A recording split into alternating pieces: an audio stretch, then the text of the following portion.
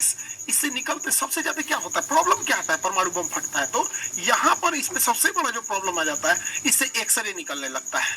और ये एक्सरे जो निकलता है लगभग 250 रोंटगन पे निकलता है। एक्सरे का मात्रक होता है रोंटगन, 250 रोंटगन पे एक्सरे निकल जाता है, जो बहुत खतरनाक होता है। हम लोग जो एक्सरे कराते हैं वो लगभग 6 रोंटगन 10 रोंटगन इस तरह से होता है। 250 रोंटगन पे कोई बचेगा नहीं, पूरा मांस फाड़ के निकल जाएगा। और इसके बाद इसमें से गामा रेज निकलती है, गामा रेज। अब ये गामा रेज जो होती है ये इतनी घातक होती है कि हमारी कोशिकाओं को मारने के लिए गामा रेज का यूज किया जाता है। बहुत हल्की मात्रा के गामा रेज का यूज जिस एरिया में कैंसर होता है उसे मारने के लिए किया जाता है कि कैंसर मर जाए। लेकिन इतना हाई पावर का इसमें से गामा रेज निकलता है कि पूरी शरीर मर जाती है यहाँ पे।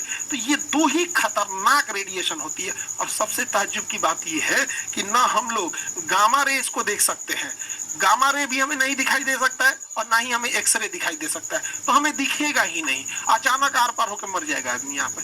यही खत्म। जैसे कोरोना कहाँ हम लोग को दिखता था, अचानक किसी को हुआ कोरोना मर गया यहाँ पे, तो वही होता है यहाँ पे। अगर गामा रेज लग गया तो पता ही नहीं चलेगा वो क्या हो गया, 10-15 दिन बाद 1 हफ्ता बाद आदमी मर जाता है। तो परमाणु बम एक तरह का विस्फोटक घातक नहीं होकर यह एक प्रकार का प्रदूषण है, जिसे नाभिकीय आपतन कहते हैं, न्यूक्लियर फॉलआउट कहते हैं। ये जमीन पे अगर पटका गया तो इसके जितने रेडिएशन है हानिकारक उसी मोहल्ले में, घर द्वार गली कुची में भर जाएगा और दूर तक खतरनाक इसका असर नहीं जाएगा। इसलिए जब भी परमाणु बम को ड्रॉप किया जाता है तो इसमें एक डेटोनेटर लगाया जाता है और वो डेटोनेटर हाइट को नापते रहता है, बैरोमीटर से सेट रहता है कि जब वो 600 मीटर की ऊंचाई पर शेष रहता है तो इसी ऊंचाई पे ब्लास्ट किया जाता है।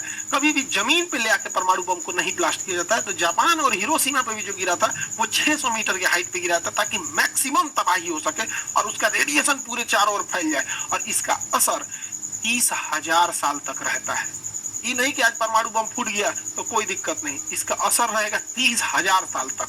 बहुत बुरा असर रहता है, उस एरिया के जीन जेनेटिक्स सारी चीजों को चेंज कर देता है। अब इसी को बनाने में लगा हुआ है ईरान। अब इंटरनल खबर है कि ईरान ये बना चुका है।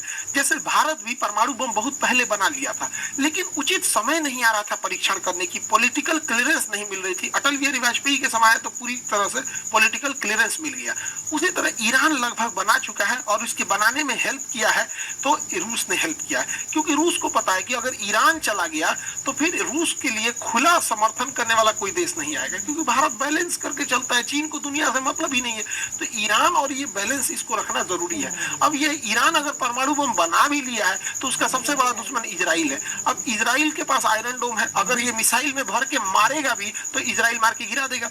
तो इजराइल की एक कमजोरी वो हाइपरसोनिक मिसाइलों को नहीं मार पाता है। हाइपरसोनिक मिसाइलें बहुत तेज गति से चलती हैं, उसे मार नहीं पाता है। तो रूस ने हाइपरसोनिक मिसाइल भी थमा दिया है ईरान को। अब ईरान कैसे कंफर्म करे कि वो हाइपरसोनिक मिसाइल सही में काम कर रहा है कि नहीं, या फिर इजराइल पे मारा और इजराइल उसे काउंटर कर पा रहा है कि नहीं। तो ईरान ने क्या किया, वही हाइपरसोनिक मिसाइल थमा दिया यमन के हूती विद्रोहियों के पास, और यमन के हूती विद्रोहियों ने यहां से चला दिया हाइपरसोनिक मिसाइल इजराइल पे, और इजराइल पे जाके गिर भी गया। अब समझो उस मिसाइल में खतरनाक विस्फोटक नहीं है, तब ना इजराइल बच जा रहा है। अगर उसी में परमाणु बम भर दे और तब मार दे तो भैया तुम काउंटरे करके क्या करोगे, तो गिर गया वहां पर। तो बड़ी खतरनाक इन दोनों देशों के बीच परमाणु हमला का डर है। यहाँ पे इजराइल के पास पहले से परमाणु है। हमारे लिए भी ईरान बहुत जरूरत की चीज है, हमारे लिए रूस भी जरूरत है। इंटरनेशनल रिलेशन में हमारा कोई नहीं होता है।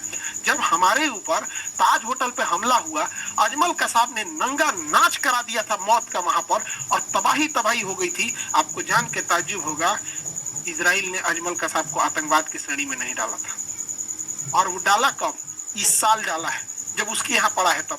15 साल तक भारत ने 16 साल तक रिक्वेस्ट किया कि भैया अजमल कसाब तो आतंकवादी है। तो इजराइल ने कहा कि भाई हम काहे को दुश्मनी ले पाकिस्तान के आतंकवादियों से। तो इंटरनेशनल रिलेशन में ये मायने नहीं रखता है कि सामने वाला क्या है, हमारा इंटरेस्ट क्या है, ये मायने रखता है। अब जान के ताज्जुब हो गया, पूरी दुनिया अजमल कसाब को आतंकवादी मान रही थी, इजराइल नहीं मान रहा था, अभी माना है वहां पर। तो भारत भी हमास को, हिजबुल्ला को नहीं आतंकवादी संगठन में रखता है। भाई तुम हमारे लिए खड़े रहोगे तब तो हम तुम्हारे लिए खड़े रहेंगे। इंटरनेशनल रिलेशन में हमेशा याद रखिएगा, ना कोई हमारा परमानेंट दोस्त, ना हमारा कोई परमानेंट दुश्मन।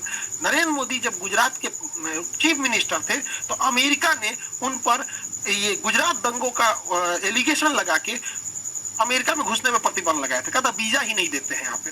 और जब प्रधानमंत्री बन गए तो यही अमेरिका पिज्जा खिला रहा है, ट्रम्प बोला कि हाउडी मोदी और नमस्ते ट्रम्प हो रहा है। तो इंटरनेशनल रिलेशन में कभी भी गांठ नहीं बांधा जाता कि मेरा परमानेंट दोस्त है, परमानेंट दुश्मन है। ईरान का सबसे अच्छा अगर कोई दोस्त था तो खुमैनी से पहले इजराइल ही दोस्त था उसका सबसे अच्छा। ईरान का सबसे अच्छा कोई दोस्त था तो अमेरिका था उसका दोस्त, जब तक कि खुमैनी की सरकार नहीं आई थी यहाँ पर। 67 के दशक की बात है, तो 67 बीते 50 साल पहले की बात है। तो अब आप हाल आजकल इंटरनेशनल रिलेशन 2 साल का इंटरनेशनल रिलेशन देख लेंगे तो उससे नीतियां बनती और बिगड़ती नहीं। 50 साल का एक लंबा अनुभव देखना पड़ता है तब जाके नीतियां बनती है। हमारे लिए ईरान ज्यादा जरूरी है, रूस भी जरूरी है। अब ईरान रूस को क्या दे रहा है? ईरान सस्ते मात्रा में रूस को ड्रोन प्रोवाइड करा दे रहा है और बैलिस्टिक मिसाइल दे रहा है, क्योंकि ईरान के इंजीनियर एकदम सस्ता में मिसाइल बना लेते हैं, ड्रोन बना लेते हैं। अब ये ड्रोन से बौछार कर दे रहा है यूक्रेन में। तो इजराइल रूस को भी फायदा है ईरान से, ईरान को भी फायदा है रूस से। अब यहाँ ईरान के हथियार को यूज कर रहा है ये यूक्रेन के खिलाफ, और ईरान रूस के द्वारा दिए गए हथियार को ईरान यूज कर रहा है इजराइल के खिलाफ। तो दोनों में म्यूचुअल दोस्ती है यहाँ पर। हालांकि अगर देखेंगे इजराइल को तो इजराइल बहुत ताकतवर है और उसकी खुफिया एजेंसी एकदम बेरहम की तरह मारती है। इजराइल अपने दुश्मनों के साथ कोई मर्जी नहीं करता है और ये हकीकत है। इजराइल अगर कमजोर पड़ेगा तो इजराइल का कोई इंसान जिंदा नहीं रह सकता है। इजराइल को जिंदा रहने के लिए ऑक्सीजन नहीं, युद्ध करना पड़ता है, वरना अरब देश उसे छोड़ेंगे नहीं। ये हकीकत है यहाँ पर। अरब देशों ने पिछले साल जो 7 अक्टूबर को घटना हुई, तुम हमला करो, इजराइल की सेना से लड़ो, पूरी सेना को मारो, कुछ भी करो, इससे कोई बहस नहीं पड़ती है। यार इजराइल में कोई बूढ़ा आदमी, कोई औरत, कोई फेस्टिवल मना रहा, उसको मार दिया हमास वाला। बदले में ये 1 साल से कंटिन्यू मार रहा है। अभी 1-2-4 दिन में 7 अक्टूबर आ जाएगा, पूरा का पूरा 1 साल हो जाएगा यहाँ पे। तो कहीं दोनों साइडों से मानवता का ध्यान रखा जाता है, किसी एक साइड से नहीं। युद्ध अगर सेना के, जैसे अजमल कसाब आया, हम लोग को इस बात से तकलीफ है कि तुम आतंकवादी के रूप में आके होटल में गोली चलाया। पाकिस्तान की सेना को खुला निमंत्रण देते हैं, युद्ध करना है, आ जाओ लड़ लो, युद्ध करने। युद्ध से कौन भागा है? 1971 में लड़े थे, 93,000 भागे थे, 99 में लड़े। तो बात यहाँ ये है कि सेना युद्ध करे और सेना के बीच में सिविलियन की कैजुअलिटी ना हो। लेकिन युद्ध जब हो जाता है तो ये सब कुछ मायने नहीं रखता है यहाँ पे। तो इजराइल जो है अपने दुश्मनों को चुन चुन के निपटा रहा है। हमास के चीफ गए थे ईरान में दोस्ती करने के लिए, इनकी मृत्यु की हुई थी नए प्रधानमंत्री के लिए यहाँ पर, तो यहाँ से मारवा दिया उसको ईरान में। अब इजराइल अपने दुश्मन को ईरान की धरती पे मराया। वो इस होटल में वेट कर रहा था, इस होटल में ऐसी कोनवा वाला कमरवा इनको बड़ी पसंद था कि बड़ी अच्छा व्यू आता है यहाँ। मारा मिसाइल धाए थे, इसी पे बम रख दिया था, मिसाइल नहीं पहले ही से बम रखवाया था।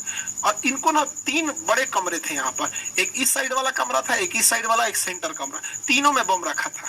इजराइल रखवा दिया था वहां पर मोसाद के थ्रू, और जिस कमरे में रुकते वो वाला ब्लास्ट होता है। इसको फिक्स था कि यही वाला कमरा में रुके, वही कमरा ब्लास्ट हुआ, हानिया मृत्यु हो गई इनकी, और हमास अभी लीडर विहीन हो गया है। इजराइल के नीचे से मारता था हमास के चीफ हानिया को निपटा दिया।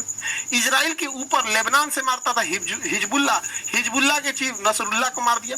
नसरुल्लाह मरा नहीं रहता, नसरुल्लाह जो है ये नहीं मरा रहता, ये बंकर के अंदर था। तो एक मिसाइल मारी जाती है, वो डबल लेयर में फटती है, पहले बंकर में जाती है फिर फट जाती है। इसमें भी नसरुल्लाह जो था बच गया था।